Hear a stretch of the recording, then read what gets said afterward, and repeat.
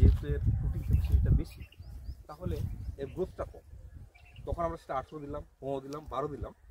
কিন্তু এখন দেখছি যদি আমরা 20 ফুট বাই 20 ফুট ডিস্টেন্সে গর্ত করি আর একটা গর্তে 4টে করে গাছ লাগাই, সেক্ষেত্রে ভালো রেজাল্ট পাচ্ছি।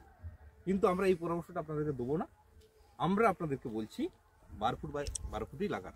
এদিকে আগে চলুন, আমার 20 ফুট বাই 20 ফুট ডিস্টেন্সে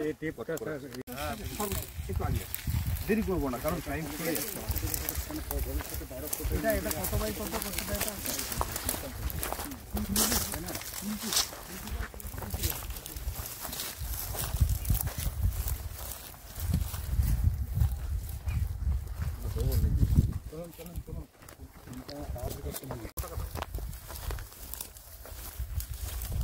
বছর পর কিন্তু দক্ষিণ ভারতের রেজাল্টটা খুব ভালো। দক্ষিণ ভারতের রেজাল্টটা ভালো, ওই এবছরই এটা হবে। তারপর একটু গর্ত কাটাই আছে, প্ল্যানটা উৎপাদন হবে। 17 টাকার পদ্ধতি তো আছে, উৎপাদন আমরা অনেকেই জমা কিনি।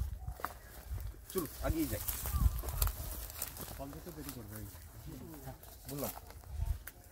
এবার সত্যি কথা, ভ্যারাইটি যদি ভালো হয় আপনি ঘুমিয়ে পয়সা পাবেন। আপনি দেখে নেন এই গাছটা আমি কোনো রকম ওষুধ দিয়ে কি জল দিয়ে কি পরিচর্যা করি, দেখে নেন কিছুই করা হয় না, বিনা পরিচর্যায় ফলটা হতে পারে। ওই যে গাছের মধ্যে ছোট ছোট গুলো না, এটা পুরুষ হবে কি? এটা পুরুষ ফুল। আচ্ছা, আমি ওখানে একটা ফল কাকে দিলাম? আরে চিকন মানে এর পুরুষ ফুল, এই ফল হবে না। মানে কি ফুলই তো বেশি ধরে, তবে তো ফলটা হবে। স্যাররা বোঝাবেন না। আচ্ছা, এই লোকের জমি থেকে আড়ে এটা কত দূর করে আমি হ্যাঁ ওরা কিনলে হবে। হ্যাঁ সেটাও তো ব্যাপার। চলে গেল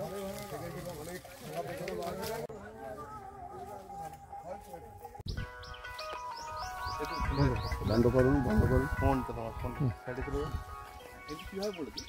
ধরুন একটা কাঁঠালটার মধ্যে ধরুন 100 বীজ আছে।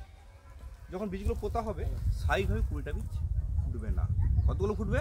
20টা বীজ ফুটবে, 80টা ফুটবে।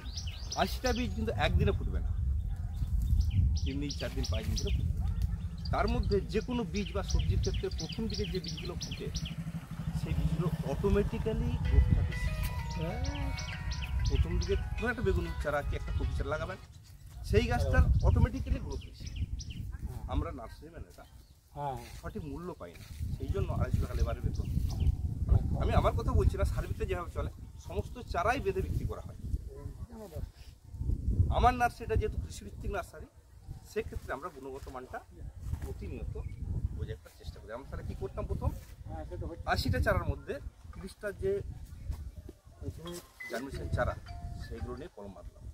30 কেজি গাছটা হলো 35 কেজি, 40 কেজি, এইভাবে আমার ফলনটা বেড়ে বেড়ে গেছে। বুঝতে পারলাম।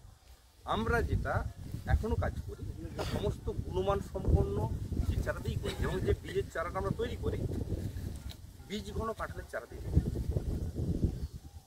যেহেতু অন্যান্য নার্সারিকে কম দামে গাছ বিক্রি করতে হয়, তারা কি করবে, 4 কাঁঠাল কিনে আনলো, বীজ ছাড়লো, চারা করলো, বেঁচে দিল। আমার কথা হচ্ছে কৃষক পয়সা দিবে, সে সঠিক জিনিস খুঁজবে, তাহলে উৎপাদন করতে আমাদের অসুবিধা কোথায়? ওইটা 17 টাকার চারা দেখালাম। এবার আমাদের সমস্ত মাদারটা উন্নত, যেইগুলোকে আমরা মনে করি যে এই চারাটা একটু কম গুণমান সম্পন্ন, কোথায়, নিচের গাছ প্লাস উপরের গাছ, সেইগুলোকে আমরা রিজেকশনে ফেলে দিই। ফলবে না, অবশ্যই ফলবে, একই দিনে ফল আসবে, বুঝতে পারছি, কিন্তু গাছের ফলনের পরিমাণটা আপনার কম বেশি নিশ্চিত রূপে কমে যাবে। সেই চারাটা আমরা 54 টাকা দাম। এখানে আপনারা বুঝতে পারবেন। আসলে দূরে দাঁড়িয়ে দেখুন না, ওখানে দাও, এইগুলো আমাদের গুণমান সম্পন্ন গাছ। আমি কোথার কথা বলছি, ধরুন এর যে গাছ, এর দেখুন গোড়া বা গাছের টেম্পার আর স্বাভাবিকভাবেই বুঝতে পারবেন। কিন্তু যেগুলো আমরা রিজেকশনে ফেলে দিচ্ছি, এই গাছ দেখলেই আপনারা বুঝতে পারবেন যেন একটু রুগ্ন টাইপের। আবার আপনি কিছুই বুঝতে পারবেন না, এটা দুটো জিনিস সার খেয়ে যখন চকমক করবে না, মনে হবে গাছটা খুব সুন্দর। কিন্তু যে মানুষটা গেঁড়া, তাকে আপনি যতই খাওয়ান সে লম্বা কোনোদিন হবে না। চলুন একটু ওদিকে যাই।